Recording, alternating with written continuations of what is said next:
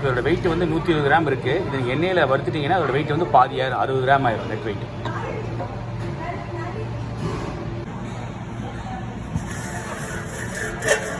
இது வந்து பெரிய பெரிய ஃப்ரைஸு.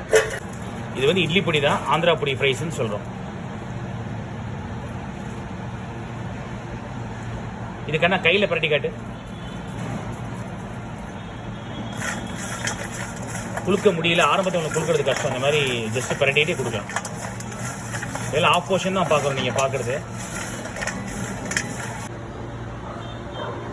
சார் இப்போ நீங்கள் சாப்பிட்றது வந்து ஆந்திரா பொடி ஃப்ரைஸ் எப்படி இருக்குது? நல்லா இருக்குது, ரொம்ப டிஃப்ரெண்ட்டாக இருக்குது. டேஸ்ட்டும் நல்லா இருக்குது. நான் அந்த டேஸ்ட் அப்படியே தனியாக தெரியல, நல்லா இருக்குது. ஓகே,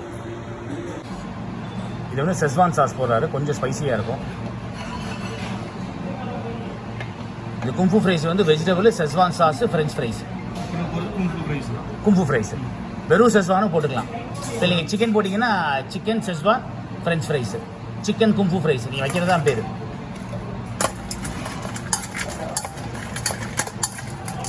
இது சாஸ் போடுறதுனால மட்டும் நீங்கள் வந்து ஸ்பூன் கம்பல்சரி யூஸ் பண்ணணும்.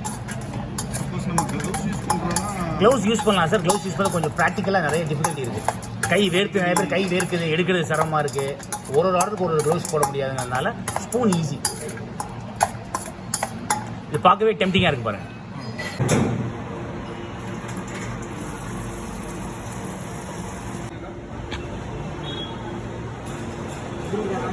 சார் நீங்கள் சாப்பிட்றது வந்து கும்ஃபு ஃப்ரெஞ்ச் ஃப்ரைஸு எப்படி இருக்குது சார்? ஃபீட்பேக் சொல்லுங்கள்.